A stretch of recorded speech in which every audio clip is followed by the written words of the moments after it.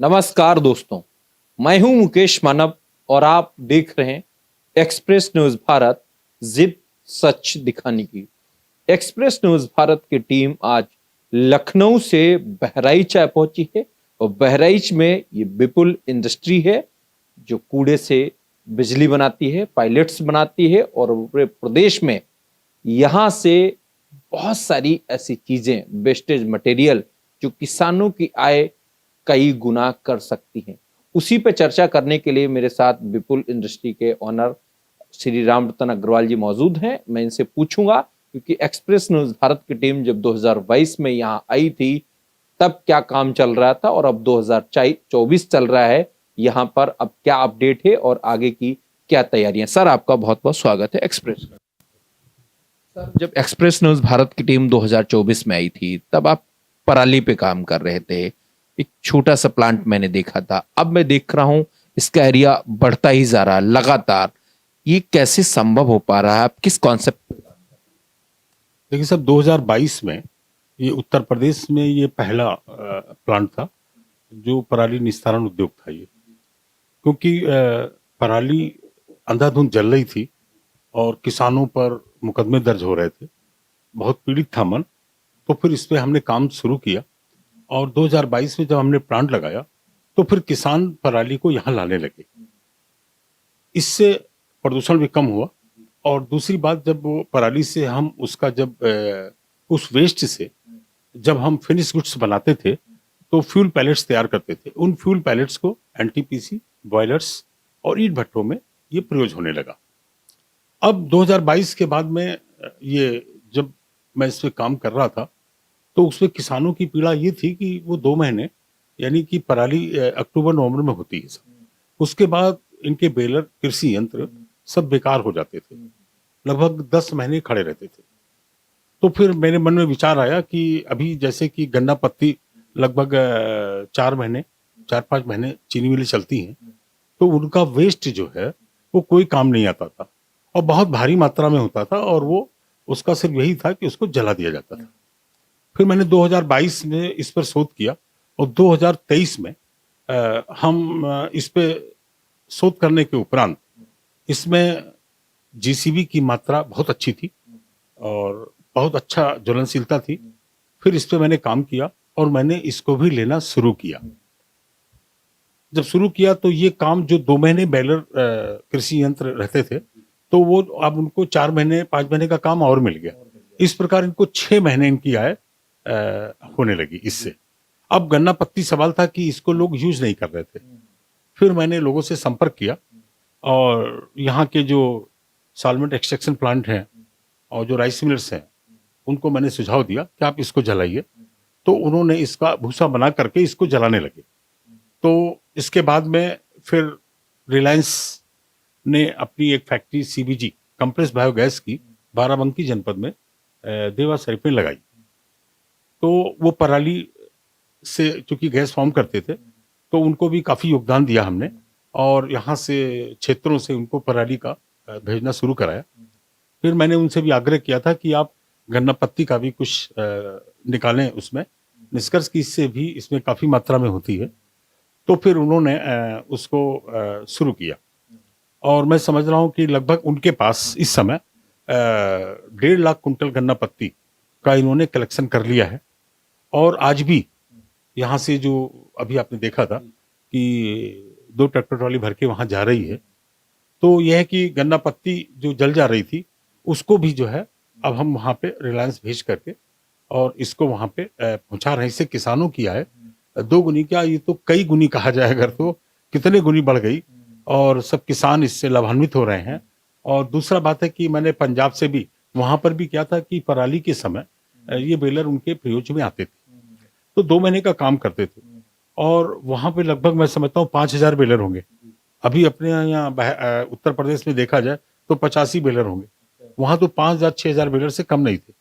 फिर मैंने उनको आमंत्रित किया कि पंजाब के लोग, तो वहाँ से करीब 50 किसान वहाँ से अपने ट्रैक्टर ट्राली साधन से यहाँ पर आ गए और फिर उधर शाहजहांपुर, सीतापुर, बहराइच और इन सब जगह से गन्ना पत्ती का कलेक्शन करके, और उन्होंने जो 2 महीने वहाँ काम करते थे, 4 महीने खाली थे, वो यहाँ आकर के यहाँ रिलायंस को दे रहे हैं। और करीब करीब अब तो सीजन समाप्त सा हो गया है, लेकिन काफ़ी किसान जो जला दे रहे थे, अब वो सब कलेक्शन करके वहाँ पर जा रहा है। और हम भी, हमारे पास जो भी है थोड़ा, वो भेज रहे हैं हमको। तो इस प्रकार ये किसान की आय कई गुना हो रही है। और दूसरा, पर्यावरण पर हम नियंत्रण कर पा रहे हैं, क्योंकि इससे बहुत ज़्यादा प्रदूषण होता था और किसानों को भी परेशानी होती थी।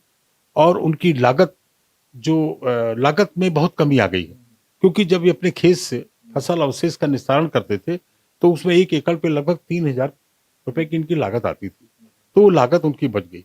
और बाकी मैंने अभी पहले भी कहा था 6 महीने पहले कि हम गन्ना पत्ती को गन्ने के भाव खरीदेंगे, तो वो मैंने साकार कर दिया। अब रिलायंस से 3 रुपए 55 पैसे में ये गन्ना पत्ती किसानों से प्राप्त कर उसका भुगतान कर रही है। अच्छा, गन्ने की मैं बात करूं तो लगातार मैं देख रहा हूं कई बार किसान परेशान रहते हैं, गन्ने का पेमेंट नहीं हो पा रहा है। पत्ती से तो वो फिर अगर बिक जा रहा है तो काफी खुशहाल रहते हैं। हाँ, तो यही है कि जब किसानों को लगा कि गन्ने का फसल हम जो देते हैं उसमें बहुत परेशानी होती है, लागत उनकी बढ़ती है, और गन्ना पत्ती वेस्ट में वो जला देते थे, तो उनके लिए तो बड़ा सुनहरा अवसर हो गया। एक आप समझिए कि किसान खुद ही उत्सुक रहते हैं, यहाँ तक कि जब वो बेलर्स जाते हैं उनके खेतों में, तो वो उनकी बड़ी आवभगत करते हैं।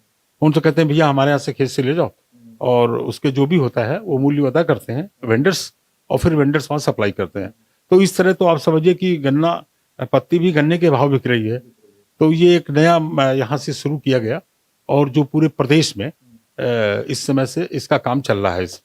आगे चल करके बहुत अच्छा जो है किसानों को लाभ होगा इससे।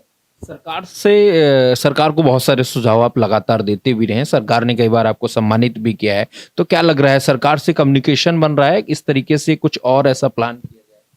हाँ, देखिए ये तभी संभव हो पा रहा है कि सरकार एक तरीके से कोऑर्डिनेट कर रही है।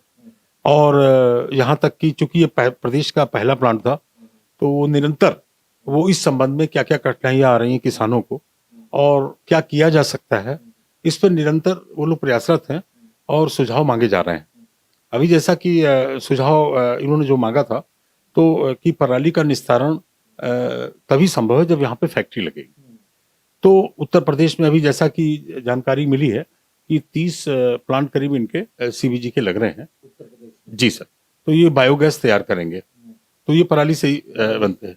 अभी जैसा कि गोरखपुर में भी धुरियापार में वहाँ पे 200 करोड़ से लगभग इंडियन ऑयल ने प्लांट लगाया है, तो ये सब पराली आधारित हैं सब। तो अब जब इससे प्लांट लग रहे हैं तो ये स्वाभाविक है कि भाई पराली का जो है निस्तारण अच्छे ढंग से हो सकेगा, लेकिन इसके लिए कोई भी कार्य योजना चाहिए, उसके लिए पॉलिसी चाहिए।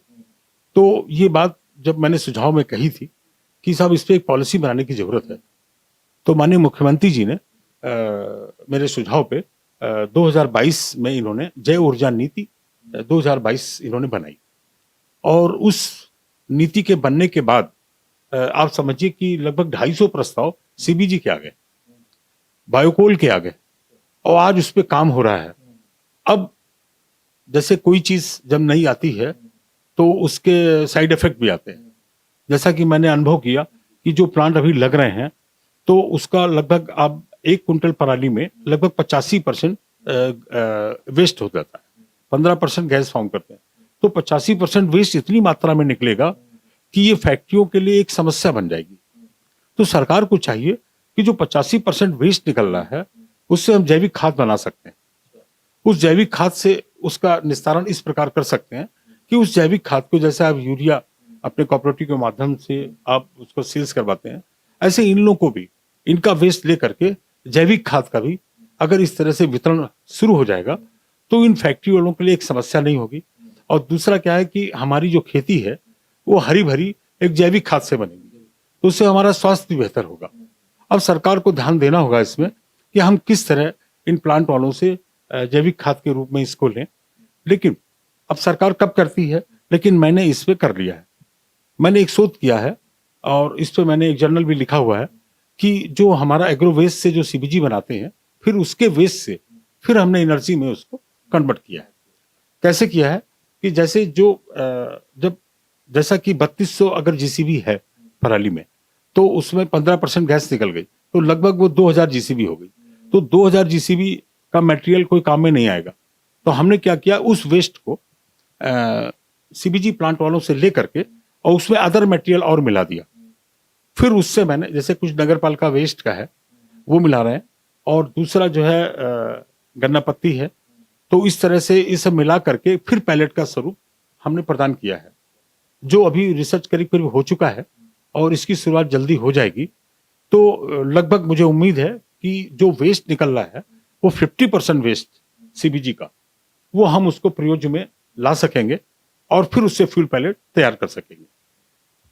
उत्तर प्रदेश में मैं देख रहा हूं और भी कई ऐसी फसल हो रही हैं जिनका वेस्टेज किसान आग के द्वारा जला के खराब कर दे रहा है।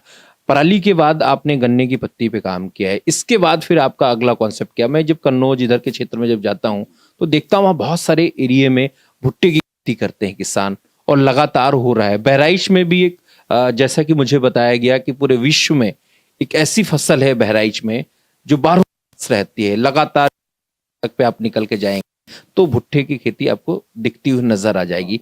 तो क्या लग रहा है, उसका भी कोई प्रयोग किया जा सकता है? हाँ साहब, जैसे बहुत अच्छा आपने प्रश्न किया है। अभी जो मेरा तीसरा टारगेट है, जैसे पहला पराली पे था और दूसरा गन्ना पत्ती पे था, और तीसरा मेरा एक नया टारगेट है मेरा, वो है कॉर्न वेस्ट। जैसा कि आपने भी कन्नौज का आपने दिया हमें, तो कन्नौज में साहब बहुत ही ज्यादा मात्रा में वहां पे कॉर्न की फसल होती है। आलू है दूसरी फसल, और वहां 2 फसल कॉर्न की होती है। तो अभी तो आप समझिए कि लगभग 50 किलोमीटर के क्षेत्र में मुझे लगता है कि सारा कॉर्न वेस्ट तो जला देते हैं, उनके पास कोई इसका विकल्प नहीं है। अभी मैंने उस पर शोध कर लिया है कि कॉर्न वेस्ट में सबसे ज्यादा जीसीवी ज्वलनशीलता होती है, यानी यहाँ तक कि लकड़ी के बुरादे में लगभग 4042 होती है, उतनी मात्रा में उसमें है। उस पर मैं काम वहां कर रहा हूं, और मुझे उम्मीद है कि 2025 में वहां पे मैंने इन्वेस्टर्स को भी तमाम संपर्क में है कि वहां पे मैं काम शुरू करा दूंगा। और वहां पर भी जो मक्के का वेस्ट है, जिसको अभी तो किसान जला देते हैं, अब जब वहां पे प्लांट ये लग जाएंगे तो फिर वहां भी इसका निस्तारण हो सकेगा और एक अच्छी ज्वलनशीलता हमको मिल जाएगी, जिससे हम पावर प्लांट चला पाएंगे और अपनी जरूरत पूरी कर पाएंगे। ऐसा ही बहराइच में भी, चूंकि यहाँ मक्का एक ऐसी फील्ड है ये कि यहाँ हर समय मक्का होती है, और अब क्या हुआ कि किसान भाई हमारे अब गेहूं की फसल जब बोया उन्होंने, तो अब गेहूं का रकबा घट गया। बताया जा रहा है कि 50% रकबा गेहूं का घट करके अब मक्के में तब्दील हो गया है, क्योंकि उसमें नकदी फसल है, उसमें अच्छा पैसा इनको मिल जाता है। तो 50% आप समझिए, पूरे प्रदेश की बात बता रहा हूं कि काफी लोग मक्के पे बुआई किया है लोगों ने, और काफी वेस्ट भी इसका निकलेगा। तो मैं जल्दी ही इस पे काम कर रहा हूं कि इस पे काम शुरू कर दूं, जिससे ये मक्के की फसल का अवशेष ये जलने न पाए और इससे कोई हम उत्पाद बना लें। अच्छा, इससे लोगों को स्वरोजगार भी मिल रहा है, बहुत सारे लोगों को आपने भी दिया है। मोदी जी का भी सपना है कि हर आदमी स्वरोजगारी बने, हर आदमी के हाथ में अपना हुनर हो, अपना काम हो। तो क्या लग रहा है, कितने लोग आपके साथ काम? तो सब देखिए, एक कृषि यंत्र पे लगभग आप समझिए कि 20 आदमी की एक टीम होती है जो काम करती है। और अभी की जैसा कि अभी उत्तर प्रदेश में जगह जगह काफी कृषि यंत्र खरीदे गए हैं, जिसमें सरकार द्वारा 50% उसमें अनुदान दिया जाता है। तो अब जब भारी मात्रा में कृषि यंत्र हो रहे हैं, तो स्वाभाविक है कि अगर उससे गणना की जाए तो लोगों को स्वरोजगार मिलेगा, और उसके साथ में जो मजदूर है, यहाँ तक कि किसान भी जो है, जो खेत के अलावा कोई उसका साधन नहीं है, वो बाहर जा रहे हैं उनके बच्चे, लेकिन अब लोग इसमें जुट रहे हैं क्योंकि इसमें अच्छी कमाई है। आप समझिए कि अब गन्ना पत्ती 3 रुपए 55 पैसे में दिया अगर, तो आप समझिए कि उनका अगर सब खर्चे निकाल दिए जाए तो 2 रुपए केजी का प्रॉफिट हुआ उन्होंने। और एक बेलर कम से कम 400 कुंटल पराली बना देता है, पराली की गांठ बना देता है। अब आप समझिए कि इस तरह उसकी जो आय है, मैं समझता हूं कि अगर 25 दिन वर्किंग किया उसने, तो लगभग 5 लाख, 4 से 5 लाख की कमाई उसकी हो रही है। और अगर वो 5 महीने भी काम किया उसने, तो आप समझिए कि 20-25 लाख को कमा ले रहा है। ये तो बहुत बड़ी इनकम सर आपने बता दी किसानों को। जी साहब, अब आप समझिए जो किसान काम में लगे हुए हैं, अभी वो आते हैं, बात करते हैं, तो हम मुझसे जिक्र भी करते हैं कि साहब बच्चों को हम बाहर पढ़ाना चाहते हैं। तो मुझे बड़ी खुशी होती है कि आज उनकी जब आय बढ़ी है तो कुछ आगे का भी सोच रहे हैं वो। और फिर दूसरी बात कि अभी उस कमाई से ये 1 baler, 2 baler, 3 baler, tractor, trolley सब बढ़ा रहे हैं वो। तो इससे उनकी आय हो रही है और उसके साथ साथ में जो मजदूर किसान के बेटे जो उसमें काम कर रहे हैं, कोई लोडिंग कर रहा है, कोई अनलोडिंग कर रहा है, कोई खेत से उसका वो एकत्रीकरण कर रहा है। तो इस तरह की सबकी एक तो रोजगार लोगों को मिल रहा है, आय उनकी बढ़ रही है, और सबसे बड़ा जो है हमारा जो पर्यावरण खराब हो रहा था वो पर्यावरण को संरक्षण प्रदान हो रहा है। और उससे चौथा जो मुझसे ऊर्जा मिली। अब जब हम इसका फ्यूल पैलेट तैयार करते हैं और एनटीपीसी या किसी कहीं भी देते हैं, तो जो पहले से जो कोयला जलता है उससे बहुत जहरीली धुएं गैस निकलती है। लेकिन ये जब हम एग्रो वेस्ट का उसमें भेजते हैं, पता नहीं क्या है प्रकृति ने दिया है कि उसके बाद भी वहां भी उसका स्तर कम हो गया धुएं का। तो इस तरह से आप समझिए एग्रो वेस्ट से यहाँ भी हमने पर्यावरण को बचाया, और जहां पर कोयला जल रहा है, जो हमारी जरूरत है बिजली, वहां पर भी जब इसका ये को फायरिंग करते हैं तो वहां भी प्रदूषण का स्तर काफी कम हो गया। सरकार को कोई एक मैसेज, कोई सलाह ऐसी आप देना चाहते हैं जो इसमें सरकार आपका सहयोग करे? लगातार कर रही है, मैं देख रहा हूं प्रदेश सरकार ने भी और सेंट्रल गवर्नमेंट ने भी आपको कांटेक्ट किया है, और लगातार आपकी जो पहचान है पराली मैन के नाम से भी आपको यहाँ के डीएम साहब ने उपाधि दी है। और मैं चाहता हूं कि आपका नाम पूरे देश और दुनिया में जाना जाए, और इस तरीके के जो किसान हैं, जिस तरीके से वो चाहते हैं कि हमारी आय दोगुनी नहीं कई गुनी हो, वो आपसे संपर्क करना चाहिए। एक मैसेज। देखिए साहब, अभी जैसे अभी जो कॉर्न पे हम काम करेंगे, तो इसमें क्या है कि जैसे एक कृषि यंत्र बहुत ज्यादा लागत में 20 लाख के करीब पड़ती है, तो किसान इसमें सक्षम नहीं है, उनको वित्तीय सुविधा नहीं मिल पाती है, बहुत सी परेशानियां हैं इसमें। लेकिन अब पॉलिसीज आ रही हैं जो हम लोग लोगों को सुझाव दे रहे हैं कि इसमें पॉलिसी बनाई जाए इस तरह से जिससे बैंक से इनको भी सहायता नहीं मिल पाती है, और किसान के पास इतना पैसा नहीं होता है कि वो इतना लगा ले। लेकिन यह है कि काम कर रही है सरकार। और बाकी जैसे अभी जो मक्के का जो फील्ड हम तैयार कर रहे हैं, इसमें हमने ऐसा किया है कि एक छोटा सा यंत्र लेना पड़ेगा, तो उसमें क्या है कि वो खेतों में ही ले जाएगा। तो उस पे इसमें यह है कि जैसे सैकड़ों किसान एक साथ काम कर सकते हैं, जैसे थ्रेसर टाइप का होता है, इस तरह का एक यंत्र हमने उसको अपनी डिजाइन करके बनवाया है राजस्थान में। तो ये कि वो लोगों को जब मिल जाएंगे तो क्या करेंगे, अपने खेतों में ही उसको ग्राइंड करके, और उसका जो भूसा बनेगा ना, चूरा, वो उसको आप समझिए कि लगभग वो 6 रुपए केजी में बिक जाएगा। तो आप समझिए कि जो वो जला रहा था, अगर उसको 6 रुपए केजी का दाम मिल गया तो उसकी आय तो बढ़ गई ना। तो इस तरह आप समझिए कि कई हजार किसान लाभान्वित होंगे, और बहुत जल्दी ही इस पे हम काम करके इसको शुरू कर रहे हैं काम को, कि जिससे हमारा पर्यावरण को भी संरक्षण मिले और किसानों की आय बढ़े। बस ये है कि सरकार जिस तरह से सहयोग कर रही है इसमें, ये इसमें सहयोग करती रहे, और जिससे बहुत जल्दी हम प्रदूषण पर नियंत्रण, इस प्रकार के कार्य होने से हम बहुत जल्दी इस पर नियंत्रण पा लेंगे। ये तो आपने देखा, मेरे साथ राम रतन अग्रवाल जी थे। जिस तरीके से आपकी जो पहचान है पराली मैन के नाम से, किसी दिन ये पहचान एक बहुत बड़ी पहचान बनेगी, पूरे विश्व में ये पहचान बनेगी। पर्यावरण पे जो काम कर रहे हैं, लगातार एक गांव से निकल करके, स्ट्रगल कर करके यहाँ पहुंचना, और इसके बाद फिर हजारों लाखों किसानों को उस चीजों से उससे लाभान्वित करना, जिस तरीके से गवर्नमेंट भी आपका सहयोग कर रही है, मतलब एक एनर्जी के लिए हम सभी लोग काम कर रहे हैं, प्रदूषण के लिए बहुत सारे लोग काम कर रहे हैं, लेकिन आपके सामने राम रतन अग्रवाल जी थे। जिस तरीके से ये पराली के बाद गन्ने की पत्ती के बाद अब जो पॉपकॉर्न होता है, भुट्टा होता है, उस पे भी काम करेंगे। तो देखना यही होगा कि इस बार और किसान कितने आपके साथ। अगर आप लोग जुड़ना चाहते हैं तो आपका नंबर हम एक्सप्रेस न्यूज भारत पे शेयर करेंगे, और आप लोग संपर्क कर सकते हैं। पूरे देश और दुनिया से आपका नंबर आपको उपलब्ध करा दिया जाएगा। जिस तरीके से किसी भी प्रकार की कोई जानकारी है तो आप राम रतन अग्रवाल जी से बात कर सकते हैं, और इसी प्रकार की खबरों की जानकारी के लिए आप देखते रहिए एक्सप्रेस न्यूज भारत, जिद सच दिखाने की।